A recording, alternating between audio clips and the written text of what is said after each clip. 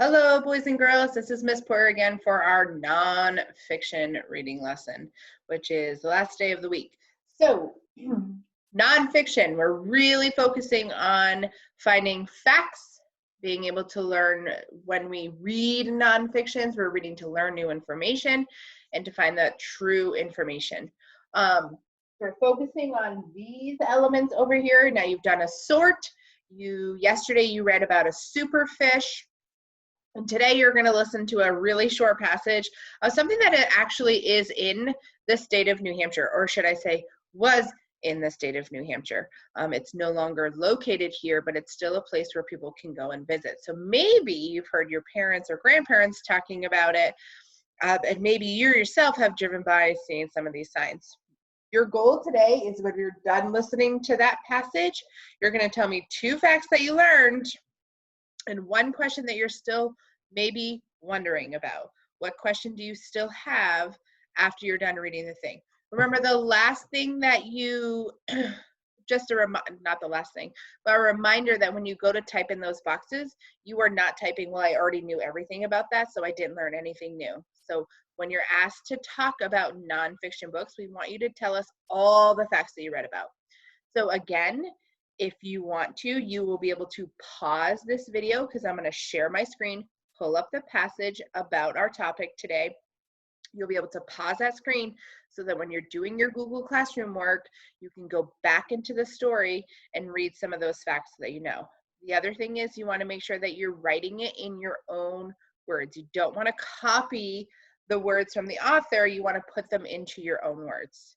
So today, our story, it's also a very short passage, is titled Old Man of the Mountain, which is located here in New Hampshire, just about an hour south of us. So these are real photographs. So notice they're very different. I'm going to go, so here is one, and then now if you're looking, it does seem to look a little different. So let's see if we're going to find out why it is different in the passage. So I have this photo right here where I can clearly see a profile of an old man. The profile is like when you look to the side and you just see the profile. And then over here, I can't quite see that anymore.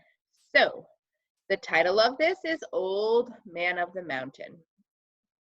The Old Man of the Mountain was famous. People came from far away to visit him in New Hampshire. They knew that they could find him in Franconia Notch State Park.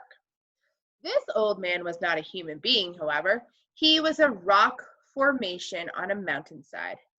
Too many people, 5 huge granite rocks in the White Mountains, looked like the side or profile of a man's face.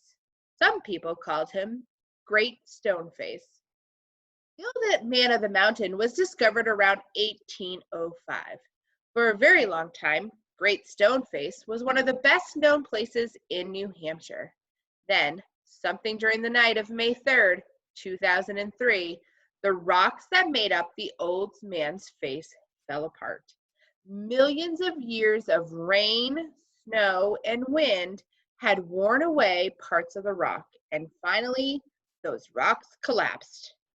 Great Stone Face was damaged. It no longer looked like a man's profile. Many people were sad that the Old Man of the Mountain would never be the same. But visitors can look north to a different rock formation, and they can see what looks like the barrel of a cannon sticking out from a fortress.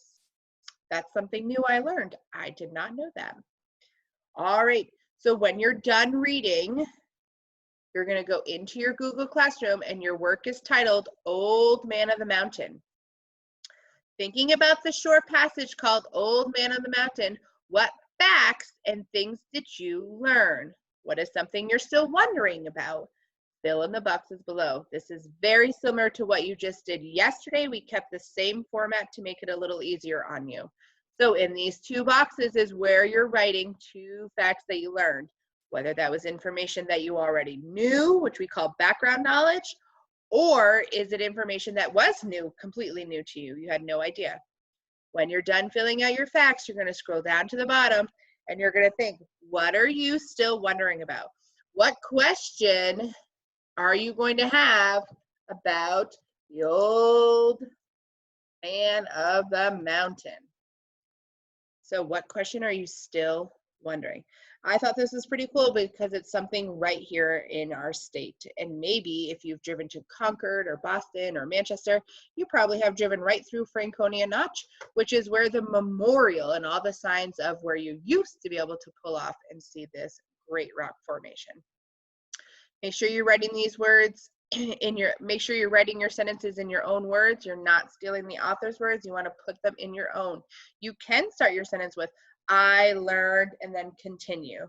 Down here, you can start your question about I wonder or what or why or when or how, because remember those are some of our question words. And this one is going to be a question, should end with a question mark. When you're done, you want to make sure that you turn it in to your teacher so that we can see your work. Next week, we might switch gears into nonfiction and talk about those different pieces that you may see in a nonfiction text. I hope you guys have a good weekend, and I will see you next week. Bye.